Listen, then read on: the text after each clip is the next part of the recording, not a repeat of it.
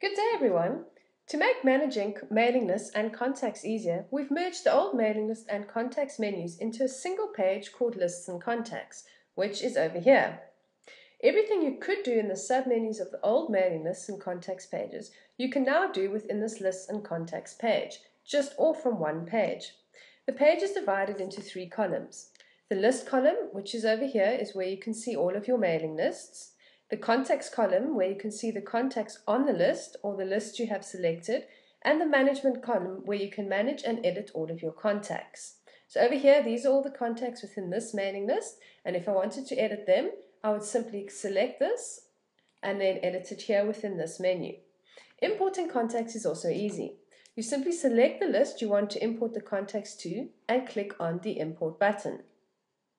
The import process will then work just as it did before, letting you import CSVs, Excel spreadsheets, copy and pasting or fetching from an online source. Above the list columns you can see three icons, which are these over here. You simply click on the plus sign if you want to add a new mailing list. If you want to rename a mailing list, select it and click on the edit icon.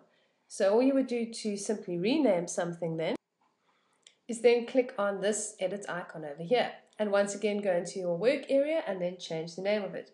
If you want to delete a list or mailing lists, after selecting click within this here, you would then just simply select the trash icon, which you can see if you just clear my last action here. And there is your trash icon. If you want to see the contacts in a list or lists, then click on the list and the contacts will then appear within the contacts column.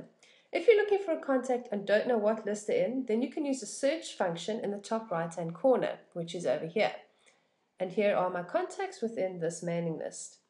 When selecting a list, there's always a 3-second delay before the contacts load in the contact column. This is deliberate so you have time to quickly select more than one mailing list. So if I select this and I go here, we can just see the 3-second delay, and I've decided I would also like to quickly select this list here. And as you can see, there was enough time for me to do that.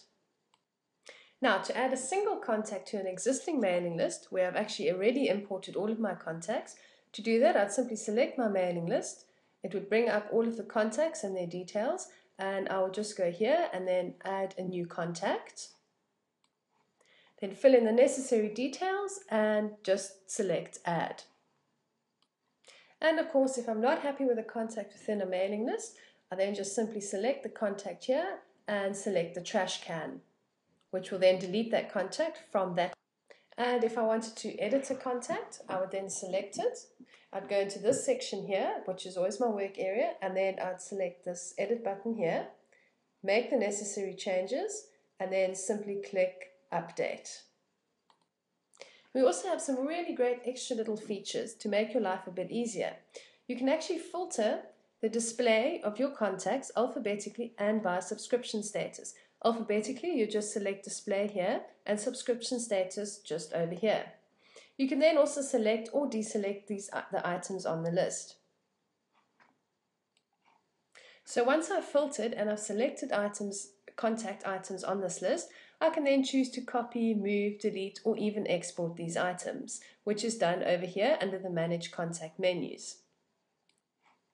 And of course, we actually still have the block list section, which can be found here just at the footer. And basically with the block list, you can see what addresses are on the list and you can add your emails to it. Extra features include being able to segment your lists within this section here and enabling more than one database apart from the default one we have given you. And to do this, you'd simply do that under the settings menu. Anyway, I really hope that you find this new section easy to navigate. Good luck with everything.